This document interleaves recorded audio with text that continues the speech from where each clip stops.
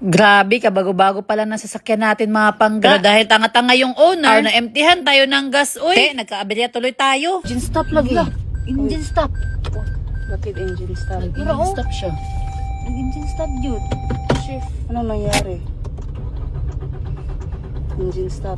Dahil sobrang na-excite tayo dito sa bagong sasakyan natin mga pangga, nakalimutan natin i-full tank to Fresh from the casa, tapos binahin na kaagad ng malayo-layo. Tapos hindi nakapag full tank, kuha namin premium namin. Dito mga pangga, hindi ko pa talaga napansin na empty na talaga yung sasakyan natin. Kaya sobrang nagtaka ko kung bakit nag-stop kaagad yung engine natin habang bumibiyahe tayo. Buti na lang talaga dito sa dinadaanan natin, medyo lubak-lubak. Kasi nga inaayos yung daan, kaya mahina lang yung takbo natin. Sa totoo lang talaga mga pangga, kahit palagi kong tinitignan yung dashboard ng sasakyan natin, hindi ko talaga napansin na wala na pala tayong gas. Grabe mga pangga, ilang beses na tayo nakapag-drive ng iba't ibang klaseng sasakyan. Pero first time to nangyari sa atin ba? Hindi talaga ako makapaniwala dito mga pangga. Dito pa talaga sa bagong sasakyan natin nangyari to. Pero dahil nangyari na to mga pangga, wala na tayong magagawa. Pero share ko lang mga pangga, alam nyo ba? Na simula nung nauwi natin yung sasakyan natin galing casa, nasa isip ko talaga dito mga pangga is full tank talaga yung sasakyan natin. Kaya nagtaka ko mga pangga, sinabihan ko sila Inday Jenny na bakit full tank yung sasakyan natin. Yung sabi ng agent doon sa Toyota, hindi daw full tank yung sasakyan, kaya nabigay sila ng panggas sa atin. Kaya kampante lang ako mga pangga na hindi muna magpagas dahil akala ko nga full tank yung sasakyan natin. Pero dahil sa pagkakaakala ko lang na full tank to mga pangga, kuha ko premyo ko, nagkaaberya pa tayo sa daan at naging dahilan pa tayo na nagka-traffic dito. Kaya humihingi kami ng pasensya sa mga naabala namin dito. Alam nyo ba mga pangga, dahil sa nangyari dito, sobrang nabahala ako sa sasakyan natin. Baka kasi malaki yung damage dahil naubusan siya ng gas. Ano kaya mangyayari dito mga pangga? Okay pa ba to? Pag naubusan ng gas yung sasakyan mga pangga, ano kaya mangyayari dito? May malaking damage ba dito o wala? Guys, nako mga pangga, bahala na. Harapin na lang namin kung ano magiging problema kung meron man. Ay nako, di talaga natin maiwasan na maging tanga tayo minsan. So almost 20 minutes namin na pag-aantay dito mga pangga. Buti na lang talaga may mabait na tao na rescue sa atin. Parang may tutulong sa atin na naka-Raptor, may.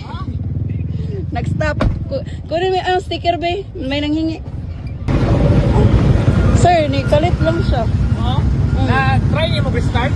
Oo, niya. Kanang pa. Night time nga mo start siya, no? Tapos pag mo start siya, pag ikuha na niya, i-drive na niya, mo palong na po.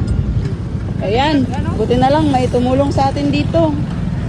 Dahil sa wala pang nakakapansin na wala na palang gas yung sasakyan natin mga pangga, chinek muna yung sasakyan natin kung ano yung mga possible nangyari, kung bakit nag-off bigla yung engine ng sasakyan natin. Pero after ma-check ni sir lahat mga pangga, wala naman daw problema. Hanggang sa napansin niya yung dashboard natin na wala na pala talagang gas yung sasakyan natin. Kaya ayun mga pangga, tinulungan niya tayo na makabili ng gas para dito sa sasakyan natin. Kaya ayun, naghanap-hanap sila mga pangga kung saan-saan.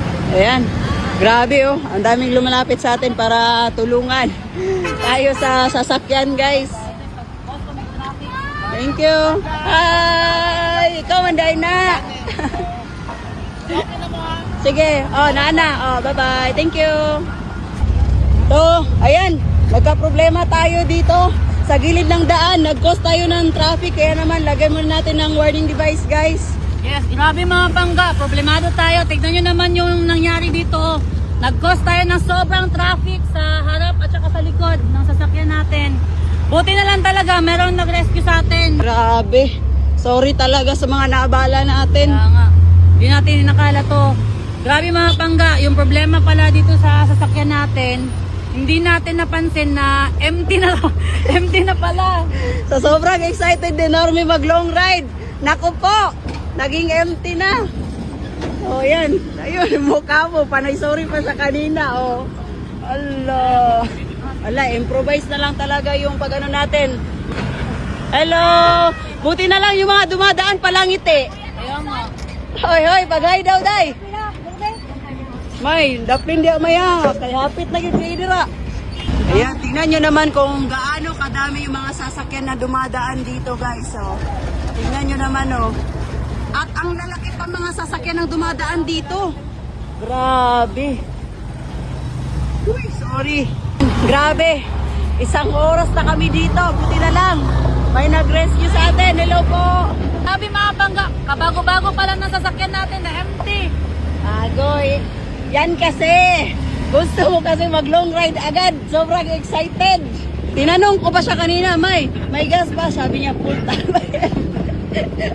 Full tank pa daw. Woo! Full tank pa daw, guys. Ay, nako. Pero okay lang kaya ito, may na empty yung sasakyan tapos bagong-bago pa lang. Hindi ko alam. Okay lang, sir. Kira man? Okay Okay lang? Sure ba? Ano ka po misaya na dahil? Yan mo na ko unit sa una. Ha? Oo, hilak po daw ko GR. Tapos, na-emptyhan ka din. Wala naman. Hindi siya tulad mo. Wala, matandong kwan. Hindi. Wait lang. Ayan, nabuhusan ng gas. Kaya, pinahugasan agad ni Normie. Trapo, purunta. May trapo, may BMB. Oh, nako.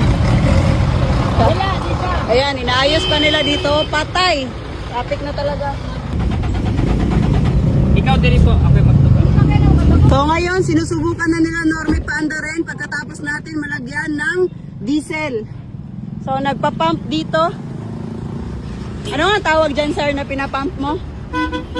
Fuel filter. Ah, fuel filter. Ayan, pinapump yung fuel filter. Off. Off sa. Intro. At least kung magka-trouble tayo, guys, medyo alam na natin yung mga gagawin dito. Kasi may experience na tayo. Yun nga yung sinasabi nila, May, di ba?